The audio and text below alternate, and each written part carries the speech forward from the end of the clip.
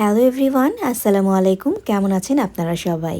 আজকে আপনাদের সঙ্গে শেয়ার করব আমার আম্মুর হাতের আচার। আচারটা আসলেই এত মজাদার যে আমি আপনাদের সঙ্গে না শেয়ার করে পারলাম না। তো এবার যখন আমি দেশে গিয়েছিলাম, তো আম্মু আমের আচার বানিয়েছিল, তাই ভাবলাম আপনাদের সঙ্গে শেয়ার করে ফেলি। তো আম্মু কিভাবে আচার বানায়? আচার বানানোর সবচেয়ে বড় ট্রিক্স হচ্ছে আচারে কোনো রকমের পানি থাকা যাবে না, তাহলে সারা বছর এই আচারটা সংরক্ষণ করা সম্ভব নয়। আমার আম্মুর আচার কিন্তু কখনোই ফ্রিজে রেখে খেতে হয় না। সারা বছর আমরা এভাবেই জাস্ট বাইরে রেখেই আচারটা কিন্তু সংরক্ষণ করা হয় এবং এভাবেই আমরা খাই। তো প্রথমে আম্মু যেটা করেছে, আমগুলো খুব ভালো করে ধুয়ে একদম মুছে শুকনা করে নিয়েছে, যাতে এতে কোনো ধরনের পানি না থাকে। আর এরকম ছোট ছোট টুকরো করে এটা রোদে ভালো করে শুকিয়ে নিতে হবে। আম্মু যেদিন আচার বানিয়েছিল সেদিন আসলে বৃষ্টি হওয়াতে সেভাবে আমরা বাইরে দিয়ে আমগুলোকে শুকাতে পারিনি, তাই এরকম চুলার নিচে আমগুলোকে শুকাতে হয়েছে। তাই সবচেয়ে বেশি ভালো হয় রোদে শুকালে। তো এরপরে আচার বানানোর প্রস্তুতি শুরু।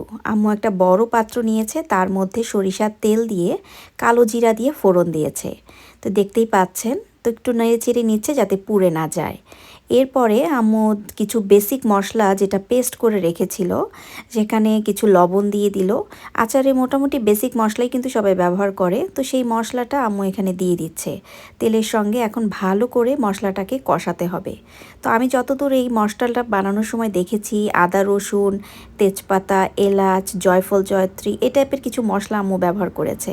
এরপরে আম্মু এতে ব্যবহার করলো গুঁড়ামরিচ।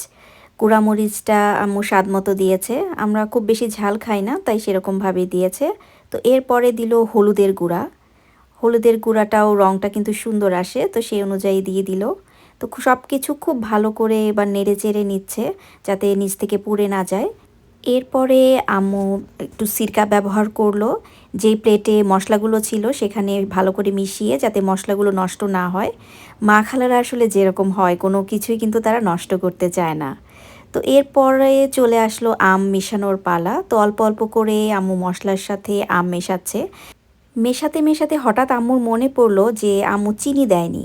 চিনিটা আগে দিলে যেটা হয়, আমগুলো গলে যায় না। তাই মশলাটা দেওয়ার সাথে সাথেই চিনিটা দিয়ে নিলে ভালো হয়। তাই এই পর্যায়ে আম্মুর যখন মনে পড়লো, সাথে সাথেই আম্মু চিনিটা দিয়ে দিল, যাতে আমগুলো গলে যাওয়ার সুযোগ না পায়।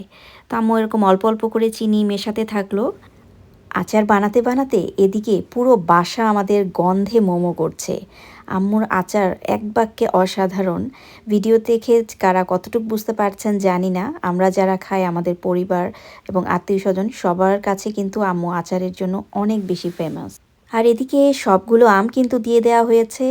এখন সব মশলার সঙ্গে আমগুলোকে খুব ভালো করে আম্মু মিশিয়ে নিচ্ছে। আর চুলার জালটা কিন্তু মিডিয়ামে রেখেছিল, খুব বেশি জাল রাখিনি, তাহলে কিন্তু আচারটা নিচ থেকে পুড়ে যাওয়ার সম্ভাবনা থাকে।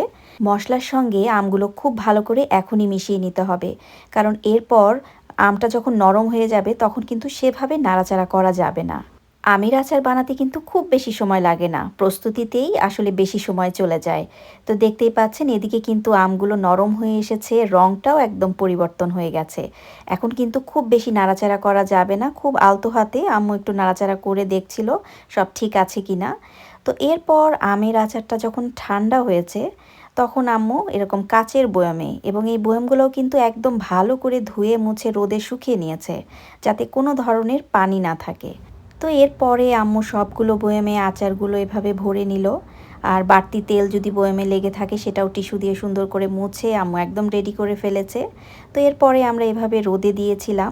আর সারা বছর কিন্তু এভাবেই আমরা আমের বা অন্যান্য আচার রোদে দিয়ে সংরক্ষণ করি।